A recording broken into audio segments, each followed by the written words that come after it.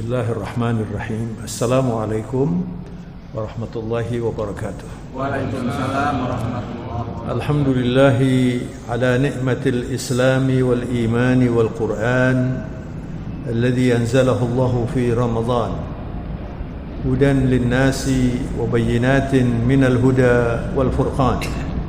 Allahumma salli wa sallim wa barik wa karrim ala nabiyyina wa mursyidina wa qurrati a'yunina Muhammad ibn Abdullah wa ala alihi wa sahbihi wa man walah wa la hawla wa la quwwata illa billah. Subhanaka la ilma lana illa ma 'allamtana innaka antal alimul hakim. Nas'aluka Allahumma ilman nafi'an yuqarribuna ilaik waj'alna ya rabbana ya karim minal maqbulin fi hadha ash-shahr al-fadil. Allahumma taqabbal minna siyamana wa qiyamana wa ruku'ana wa sujudana wa tadarru'ana waghfir lana dhunubana wastur 'uyubana. Allahumma habbib ilayna al-iman waj'alna jami'an minal muttaqin. Amin ya rabbal alamin. Ayyuhas shaimun was shaimat, jamaah Raudhatul Jannah yang terhormat rahimakumullah. Kita bersyukur sore hari ini dalam keadaan berpuasa bisa mengkaji al-Islam. Ini nikmat Allah yang harus disyukuri. Mari kita optimalkan perhatian kita untuk memanfaatkan sore hari ini agar kita bisa menjadi hamba Allah yang ibadah puasanya makbul, diterima oleh Allah Subhanahu wa taala. Saya akan berbicara sedikit tentang dunia dan akhirat. Kenapa banyak orang tertarik dengan dunia, tidak begitu tertarik dengan akhirat? Karena dunia ini tampak. Buktinya apa? Buktinya kalau diajak untuk berbicara tentang misalnya dana sosial, sumbangan, pahala, itu tidak sesemangat kalau diajak berbisnis misalnya. Diajak berbicara tentang bagaimana menjadi kaya. Sebagai pendahuluan saudara, Rasulullah itu pernah sholat Jumat. Nah, pada waktu itu sholat Jumat masih dalam bentuk yang berbeda. Jadi sholat dulu kemudian khutbah. Seperti kalau kita sholat Idul Fitri ya, sholat dulu kan khutbah. Tapi sekarang kalau Jumatan kan khutbah dulu, baru sholat. Itu kisah ini diabadikan oleh Allah di dalam surat Al-Jum'ah. Wa idza ra'aw tijaratan aw lahwan infaddu ilaiha wa tarakuka qa'imah. Qul ma 'indallahi khairun minal lahwi wa minat tijarah wallahu khairur raziqin. Itu adalah ayat terakhir dari surat Al-Jum'ah. Ketika Rasulullah itu khutbah ya, kemudian di depan pasar itu datang pedagang tengkulak-tengkulak itu ya. Jadi saya lalu mengasosiasikan sejak zaman Nabi dulu sampai sekarang ini di Mekah dan Madinah kan di depan masjid ada pedagang kan. Di sini enggak ada pedagang ya? Di depan. Aduh, jauh sana. Ya. Di Jakarta misalnya ada pasar Senin, ada pasar Rebo, ada pasar Jumat ya, pasar Jumat itu ya. Jadi ada tradisi-tradisi zaman dulu yang sebagian masih dipertahankan sampai sekarang. Jadi ada hari-hari tertentu lalu mereka berkumpul berdagang. Nah, pada waktu Jumat ini ada orang berdagang.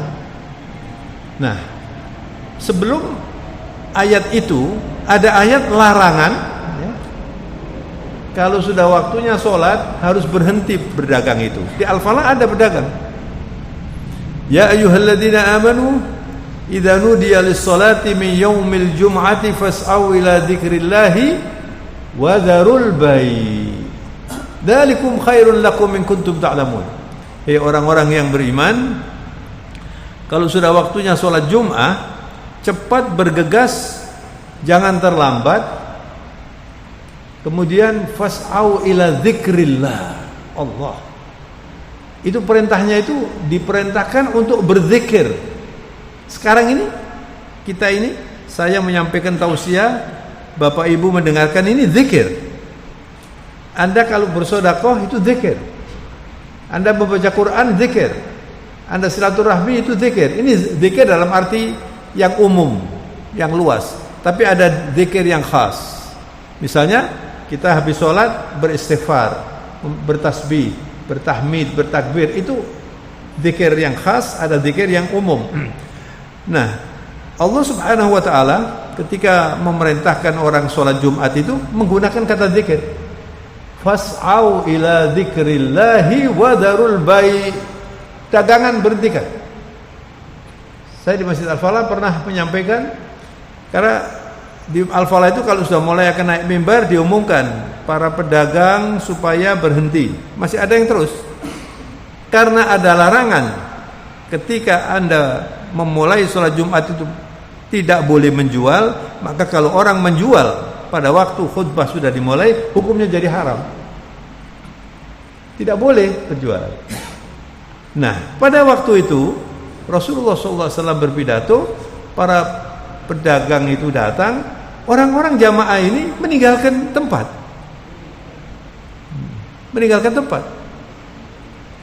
Di buku-buku tafsir diceritakan ada yang tersisa cuma 12 orang. Sehingga terjadilah di kalangan para ulama itu ada yang berpendapat sholat Jumat itu minimal harus 40 orang. Kalau nggak salah itu Imam Syafi'i. Tapi ada beberapa tidak. Ketika Rasulullah ditinggalkan itu tinggal 12 orang, Nabi masih terus saja berpidato. Tapi yang penting di sini adalah bahwa itulah giuran dunia. Lalu Allah Subhanahu wa taala mengabadikan peristiwa itu. Wa idza ra'au tijaratan aw lahwan infaddu ilaiha wa tarakuka qa'ima. Rasulullah ditinggal berdiri berpidato. Lalu Allah qul ma indallahi khairun minal lahwi wa minat tijarah. Yang ada di sisi Allah itu lebih baik dari sesuatu yang melalaikan dan dari bisnis. Orang senang bisnis. Allah mengatakan yang di sisi Allah itu jauh lebih baik dari bisnis.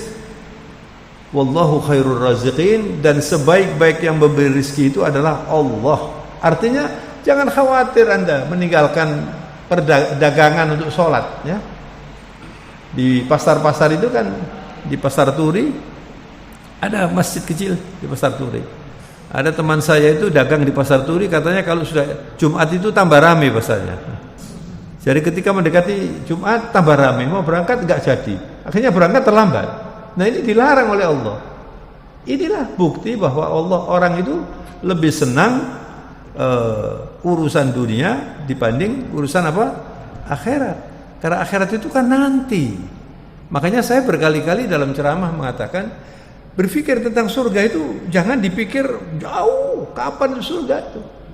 Nabi bersabda, al-qabr, makam kuburan itu ya, imma raudhatun min riyadil jannah au hufratun min hufarin niran. Na'udzubillah min dzalik.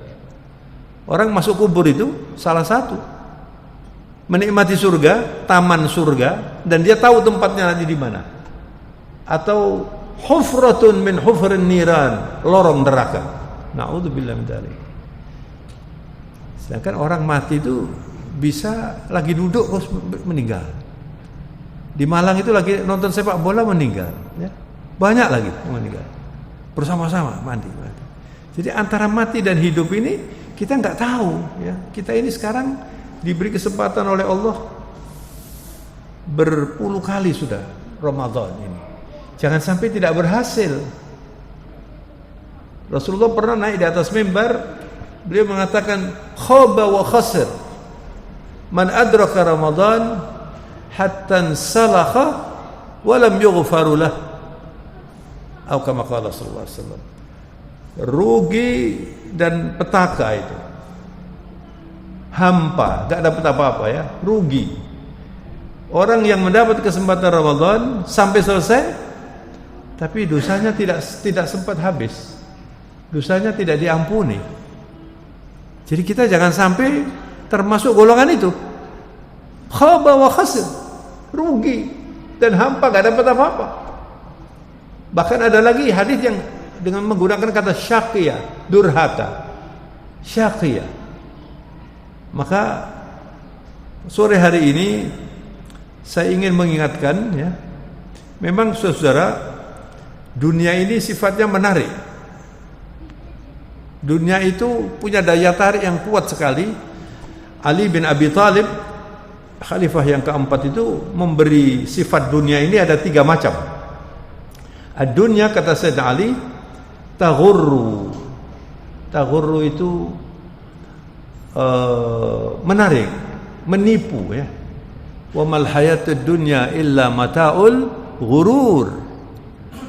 Kesenangan duniawiyah itu menipu. Nah, orang kalau sudah tertipu dengan dunia ini, maka dia akan tidak gampang beribadah.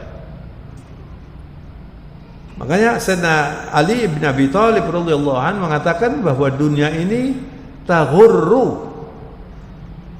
Ya.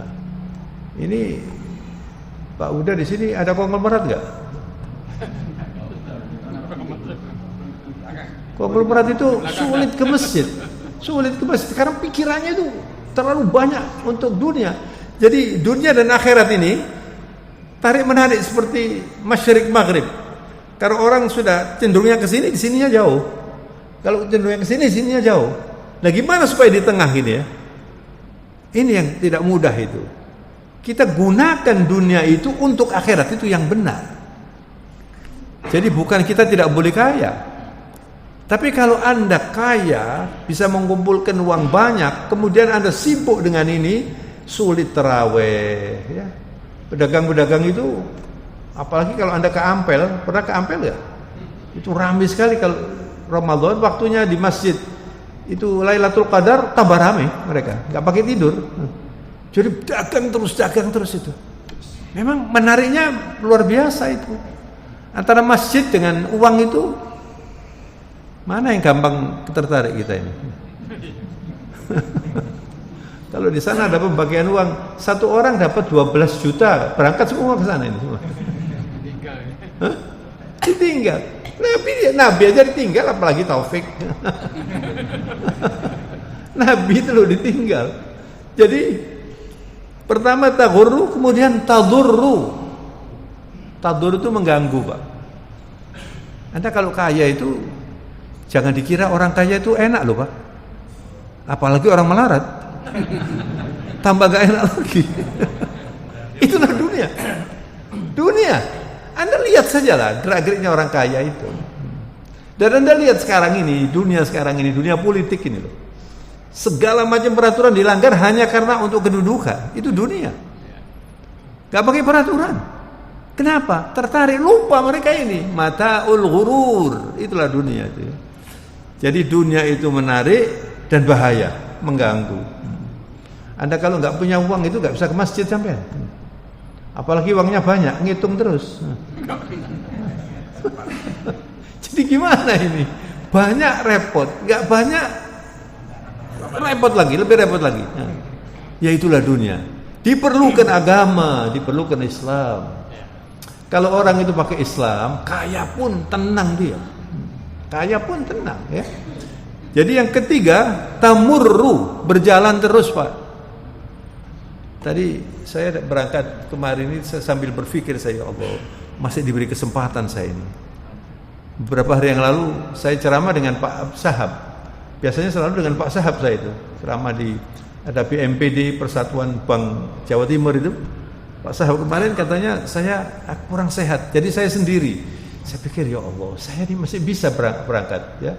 Jadi orang-orang yang mendengarkan saya ceramah di sana itu udah kenal saya berapa tahun yang lalu gitu. Terus kemarin di Al-Falah juga gitu. Pak, Bapak ini Pak Taufik yang dulu itu, Pak, ya? Iya betul. Dulu masih muda, Pak. Enggak, ternyata salah sampean. Dulu sudah tua, sekarang masih muda. Saya bilang gitu. Kalau orang muda terus berantakan dunia ini, saya bilang gitu. Artinya dia sudah lama gitu loh Pak. Maka saya mikir, ya Allah, alhamdulillah masih sehat. Mudah-mudahan sampai kita mengakhiri hidup ini masih tetap senang dengan masjid gitu. Makanya jangan pernah berpikir cukup lah. Awak-awak kurang ngopo sih, pengajian yo melo. Poso yo poso. Saiki istirahat ae. Amblas sampai nanti. Ya begitu, itu yang membuat orang lalu berantakan, nggak masuk surga nanti Pak. Jangan. Dunia ini harus punya cara untuk bagaimana supaya saya tidak kalah dengan dunia. Anda boleh kaya, tapi tetap akhirat nomor satu. Itu yang benar. Di zaman Nabi itu jangan dikira tidak ada yang kaya. Utsman bin Affan itu kekayaannya sampai hari ini masih ada wakafnya di Mekah. Ada hotel katanya ini miliknya Utsman bin Affan. Ada kebun kurma miliknya Utsman bin Affan. Lalu uangnya dikelola sampai sekarang. Dia bayangkan, Utsman bin Affan kaya luar biasa, tapi kekayaannya untuk Islam. Abu Bakar Siddiq juga begitu. Abdurrahman bin Auf ini orang jutawan, miliarder ini ada, tapi juga sholatnya di masjid. Makanya saya tadi tanya itu ada konglomerat apa enggak itu ya. Saya dulu prejengannya kayaknya gak ono untuk gini.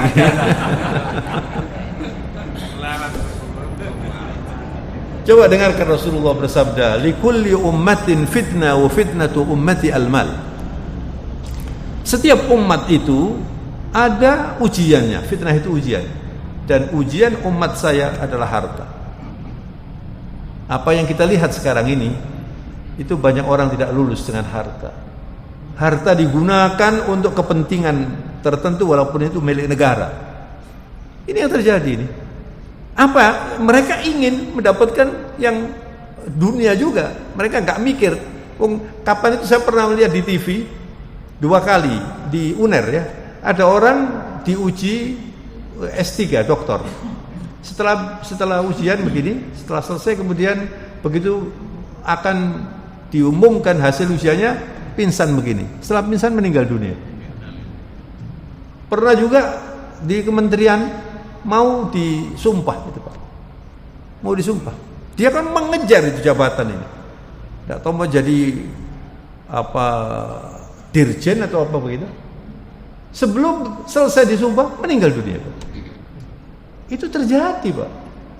Jadi kalau kita ini terbuai dengan dunia lalu melupakan masjid, melupakan akhirat, wah hidup ini bisa berantakan nanti itu. Dan menyesalnya nggak bisa dibayar nanti di akhirat. Makanya diingatkan oleh Rasulullah bahwa ibadah ini harus disediakan waktu. Jangan ibadah dari sisa waktu. Sholat itu namanya sholat al-qobru. Ya, itu bahasa Spanyol itu al-qobru. Lek kober orang masjid, lek gak kober gak orang masjid. Dengarkan ini sabda Rasulullah SAW. Inna Allah Ta'ala yaqul, ini hadis qudsi. Ibni Adam, tafarraq li ibadati amla sadraka ghinan wa asudda faqra wa in lam taf'al mala'tu yadaka syughla wa lam asudda faqra. Wahai manusia, cucunya Nabi Adam, kita ini semuanya cucu Nabi Adam. Sediakan waktu ibadah itu jangan dari sisa waktu. Tafarraq, ada waktu yang diprogramkan.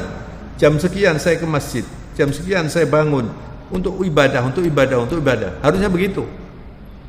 Bukan al-qobru ya. Bukan al-qobru. Dan dunia itu seringkali kalau kita sudah, apalagi kalau lagi untung, lagi mau transaksi begitu tuh sholat itu bisa tergeser Pak.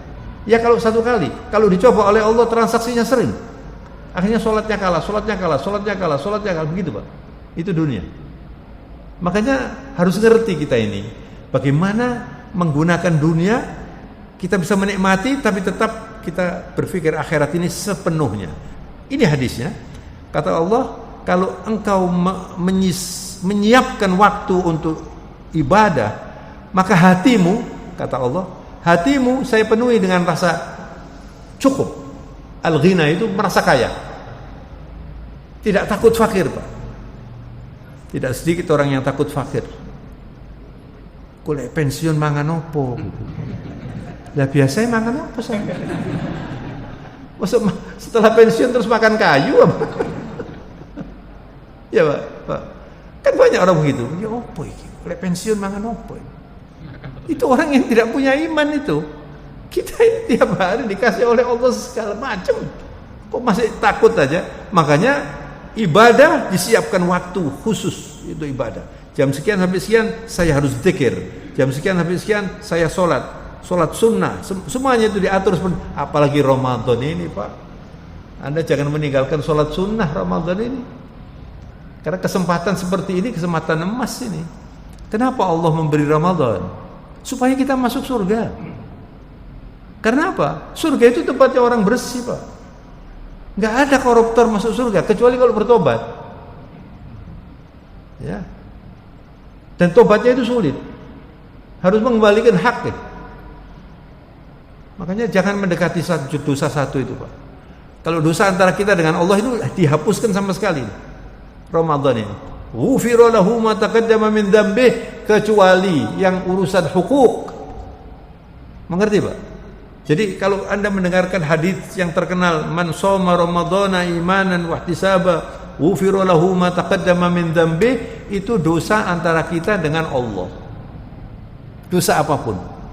Kalau Anda bisa puasa dengan baik, Anda menjaga puasanya, ya, tidak mengotori puasanya, ghufira lahu ma taqaddama min dzambih. Tapi kalau terkait dengan hak orang, terkait dengan hak rakyat, ini Pak, ngeri Pak sebetulnya. Kalau orang mengerti agama, melihat dunia sekarang ini takut sekali, menakutkan. Apa yang bakal terjadi itu sulit. Karena nanti ketika orang itu menghadapi kematian, kita itu bisa nonton seperti nonton video. Orang yang akan meninggal dunia itu Pak, sampai kan belum pengalaman kan? Belum. Jadi saya ceritakan, saya ini juga belum pengalaman saya. Cuma saya ceritanya tanya kepada ajaran agama. Ditunjukkan semua nanti. Itu namanya istihdhar. Istihdhar itu kalau bahasa yang umum itu nazak itu loh Pak. Orang yang lagi nazak itu adalah saat yang kritis yang harus diperhitungkan dan dipersiapkan. Begitu Pak. Dan kita harus mengerti kalau ada keluarga kita sudah mengalami proses akan meninggal dunia itu harus tidak diganggu.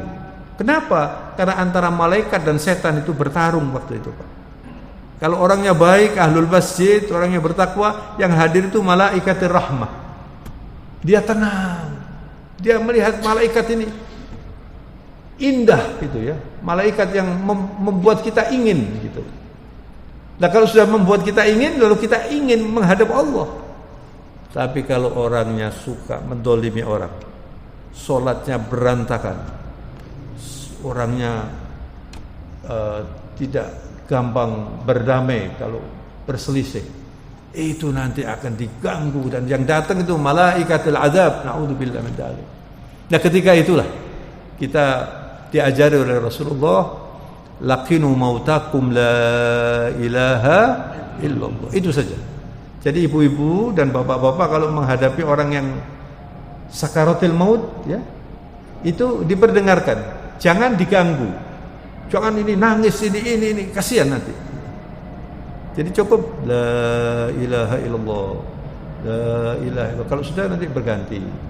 Bahkan para ulama menganjurkan kalau wanita yang lagi berhalangan agak menjauh sedikit supaya tidak mengganggu hadirnya malaikat, katanya begitu. Kemudian juga orang yang pernah bertengkar, misalnya orang ini tahu bertengkar dengan saudaranya jangan boleh mendekat di situ. Kenapa? Setan nanti masuk di situ lalu mengatakan, "Loh, saudaramu ini senang melihat kamu mau mati." Lalu dia sibuk dengan orang itu nanti. Jadi harus disibukkan la ilaha illallah, la ilaha illallah sampai dia terakhir, lalu dia menghembuskan napas yang terakhir. Nah, orang-orang yang menyiapkan waktu untuk ibadah itu bukan hanya sholat kan?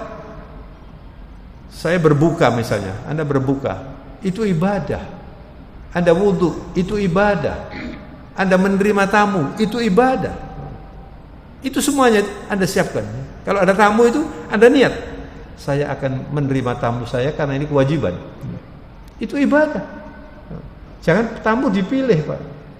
Kalau tamunya pin pro gitu ya, atau bawa proyek, waduh, ahlan wa sahlan. Tapi kalau tamunya orang mau minta sumbangan, ngomong bapak masih sibuk. Tamu itu harus dihargai, Pak.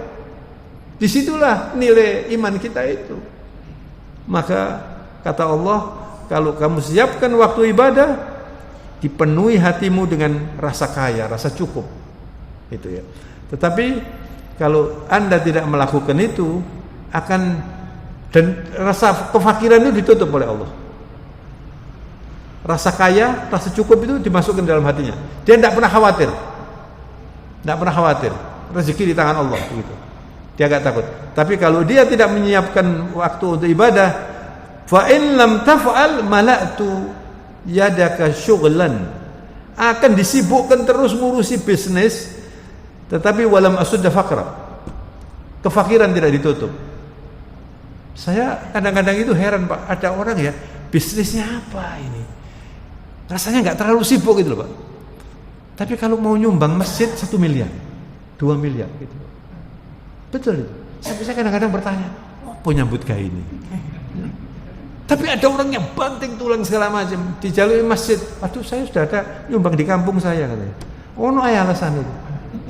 Nanti kalau ada orang agak sehat sedikit, oh ini memang males, jangan dikasih. Kalau bawa anak sewaan, nyewa itu, jangan dikasih. Akhirnya tidak dikasih semua, Pak. Sibuk dengan jawaban-jawaban seperti itu. Husnudon aja lah. Kalau ada orang minta, Anda kasih. Walaupun orang itu sehat, mungkin pada waktu itu dia nggak punya uang, kasih aja. Itu cara namanya husnudon itu ya.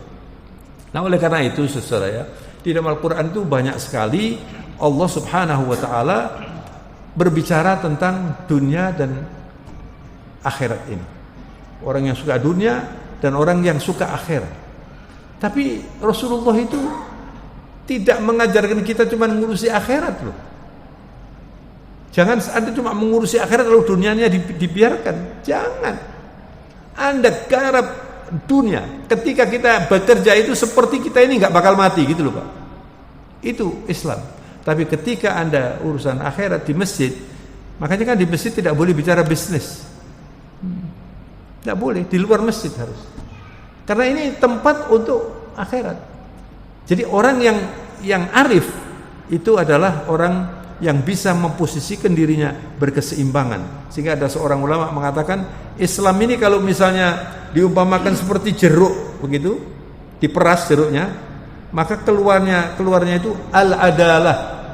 Al-adalah itu balance, keseimbangan. Dia menggunakan dunianya untuk akhiratnya. Dia bekerja untuk akhiratnya, tidak melupakan dunianya, dan seterusnya. Ini yang harus diupayakan. Oleh karena itu, ada pesan dari Ali bin Abi Thalib. Beliau mengatakan begini, akhwafu ma akhawfu alaikum ithnani, tulul amal wa ittiba'il hawa. Yang saya khawatirkan melanda Anda dan Anda akan menjadi manusia yang durhaka, itu dua.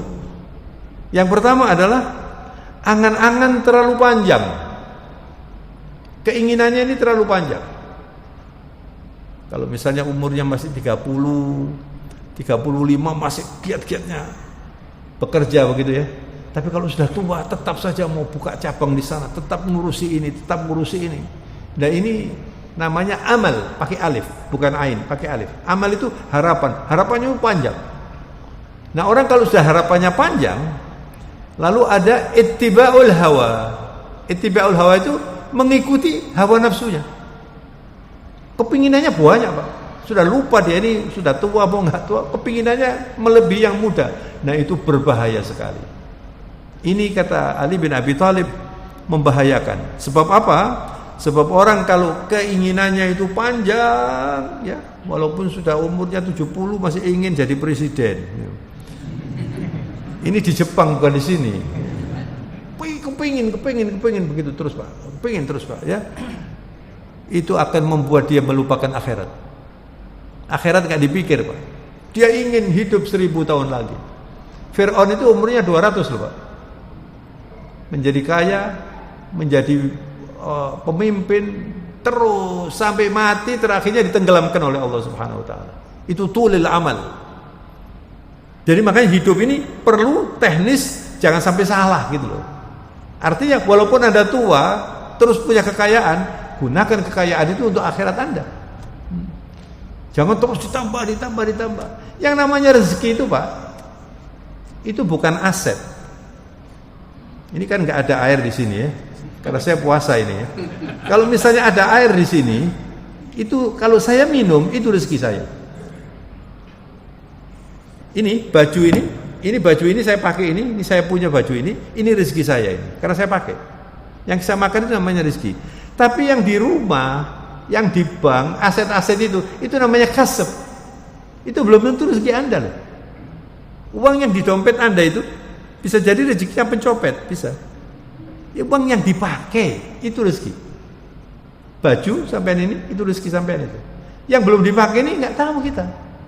Nah, oleh karena itu, kalau Anda sudah punya banyak, harus bisa berpikir bagaimana nih mengelola kebanyak ini.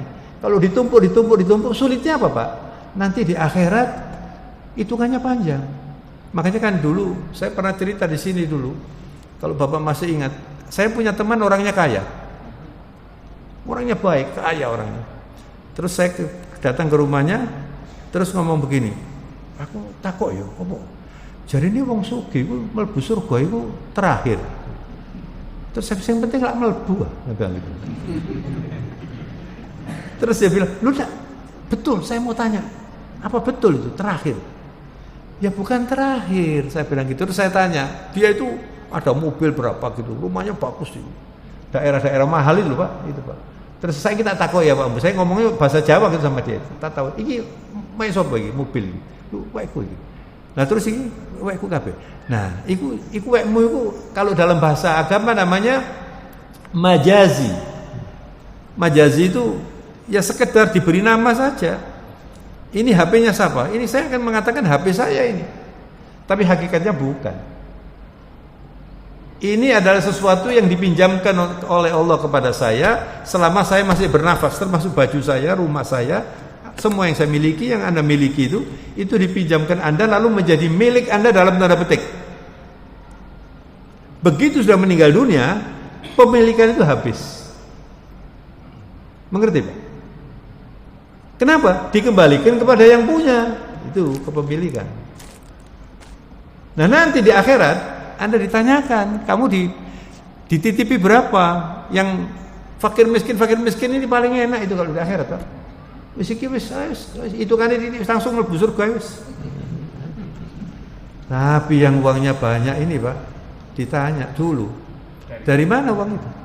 Tsumma latus'alunna yauma idzin 'anin na'im. Semua yang namanya nikmat itu ditanyakan. Dari mana uangnya ini? Oh, uangnya halal. Dipakai untuk apa? Untuk halal, lulus. Dari mana uangnya ini? Uangnya haram, dipakai untuk masjid, enggak lulus. Uangnya tidak halal ini, haram. Dipakai untuk haram, tambah tidak lulus lagi sudah. Nah, orang-orang yang uangnya banyak, ini saya tidak menakut-nakuti lalu sampai nggak nyambut gawe loh ya. Nyambut gawe ya sing kena. Orang yang uangnya banyak itu nanti, yang asetnya banyak itu nanti dia tanggung jawab. Makanya yang paling kasihan itu ada orang kaya yang kikir, itu kasihan. Dia tidak bisa menikmati. Kata Sayyidina Ali, itu orang kaya yang kikir itu ya'ishu 'aisyal fuqara wa yuhasab hisabal aghniya.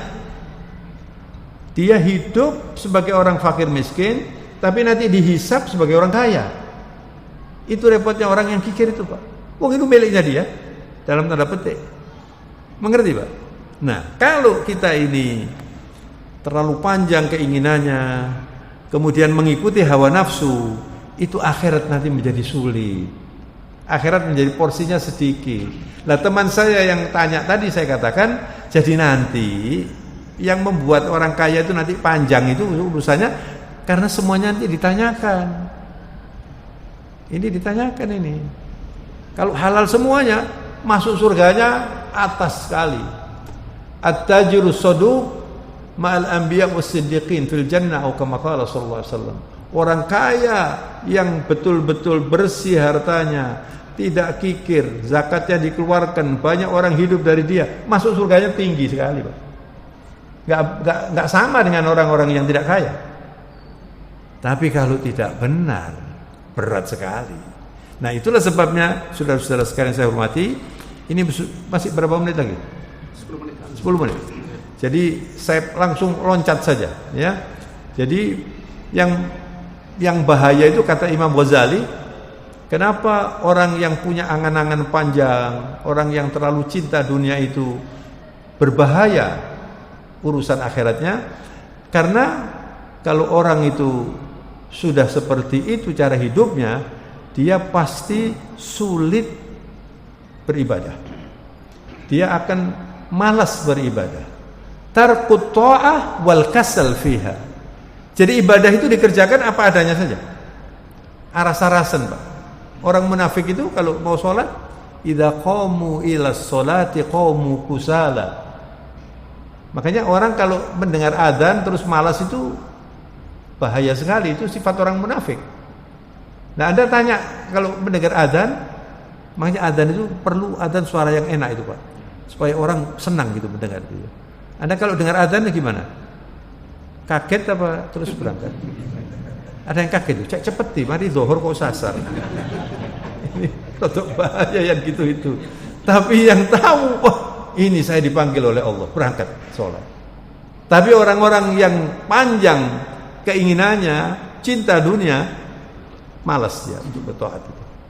Yang kedua, orang yang punya keinginan panjang, ya, ingin terus menjabat, ingin terus nggak mari-mari ini, Pak, ya.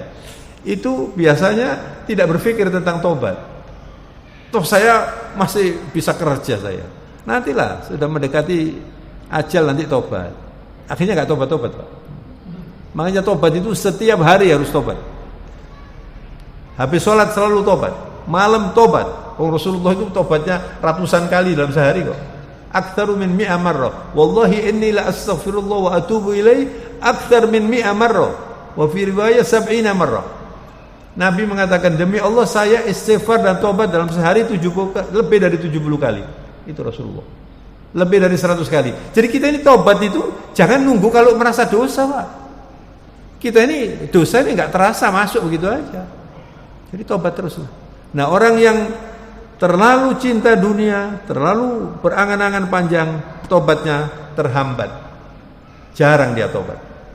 Yang ketiga, cinta sekali dengan harta. Al-Hiris itu pokoknya setiap ada kesempatan dia mesti ingin gitu ya. Seperti sahabat Nabi itu, kalau sudah Nabi berbicara tentang surga mereka ingin. Nah, orang-orang yang panjang angan-angannya itu, kalau sudah ada urusan bisnis, wah sudah lupa mau pengajian, apalagi pengajian sudah bisnis dulu. Saya itu dulu pernah waktu saya masih ngajar di American Council itu kan ada orang, dia itu pekerjaannya itu mencarikan rumah untuk tenaga-tenaga asing itu loh, Pak, yang mencari rumah disewa itu, Pak. Nah, saya kebetulan kerja di situ, ada orang asing cari rumah. Saya datang ke sana, tapi bukan untuk urusan itu gitu loh. Biasanya kalau saya datang ke sana, oh paling itu urusan pengajian kan gitu. Suatu ketika saya datang urusan orang itu, terus dia bilang, kalau untuk urusan bisnis datang anytime, jam 2 malam saya hadapi gitu. Kalau urusan pengajian nanti dulu gitu. Kenapa? Karena dia senangnya untuk urusan itu. Maka kalau orang seperti itu, dia senang mengumpulkan harta.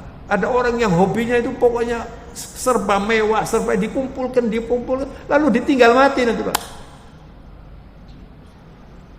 Makanya tidak perlu diragukan lagi. Orang hidup tanpa menggunakan Islam tidak mungkin tenang di dunia, apalagi di akhirat.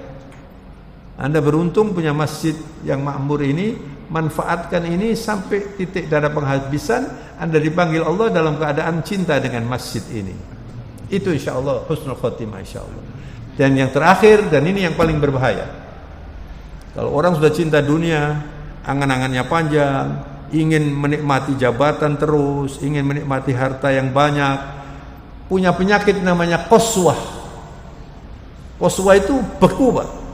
hatinya itu beku ya. Na'udzubillah min dzalik. Dan Rasulullah mengatakan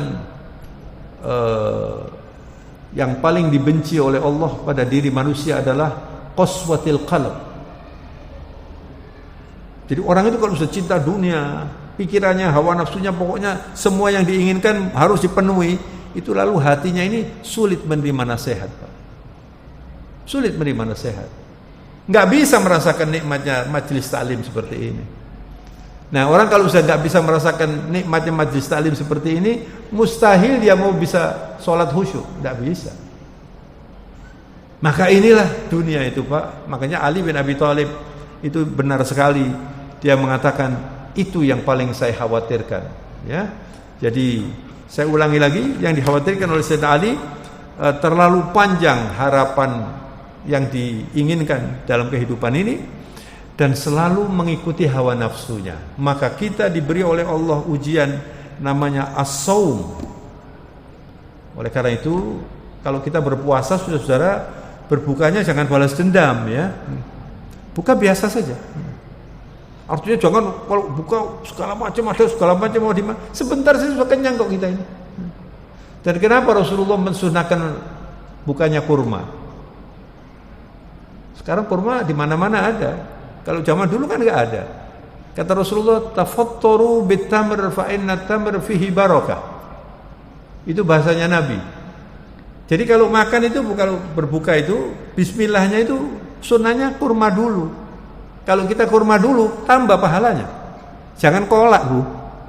Enggak apa-apa kolak, tapi enggak dapat sunnah. Mengerti enggak?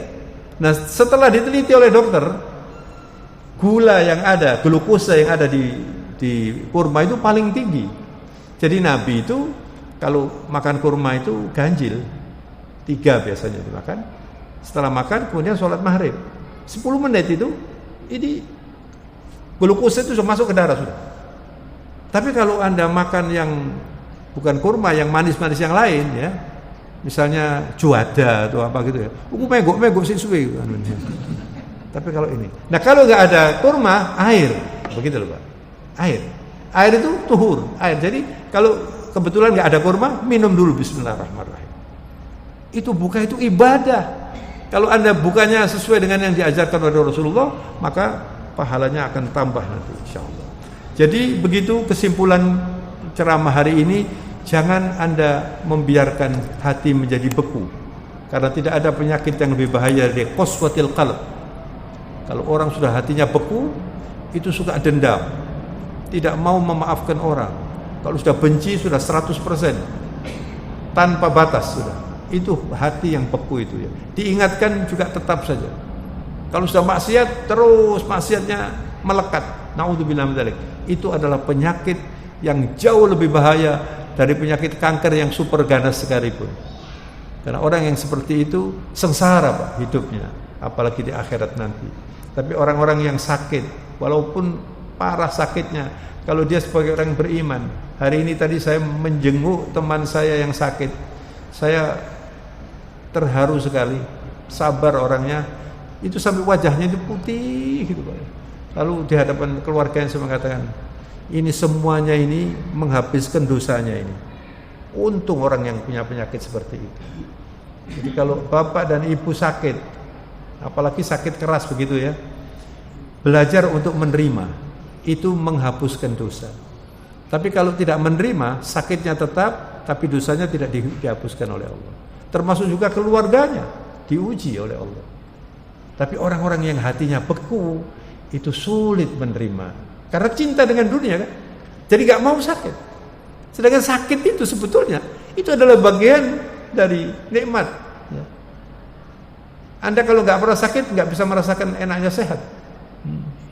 Itu orang Islam, orang yang beriman seperti itu. Dan orang yang berislam, orang yang beriman itu selalu sibuk dengan Allah, terus ucapan Alhamdulillah. Walaupun sakit, Alhamdulillah. Misalnya Anda sakit, walaupun parah sakitnya, ditanya orang bagaimana kabarnya, harus menjawab Alhamdulillah. Kenapa? Saya dapat pahala banyak. Orang sakit itu dapat pahala banyak. Anda waktu datang ke tempat orang sakit itu kalau berdoa, itu gampang dikabulkan. Kenapa? Rahmat Allah diturunkan. Allah itu memberi penyakit itu bukan untuk mempersulit kita, justru sebaliknya Pak. Rahmat kalau kita mengerti agama ya. Jadi mudah-mudahan kajian hari ini meningkatkan kualitas puasa kita dan semoga ibadah kita dikabulkan oleh Allah sehingga kita bisa membersihkan dosa kita untuk masuk surga. Subhanakallahumma bihamdika nasyhadu an la ilaha illa anta nastaghfiruka wa natubu ilaika. Mohon maaf yang banyak. Wabillahi taufik wal hidayah. Wassalamualaikum warahmatullahi wabarakatuh.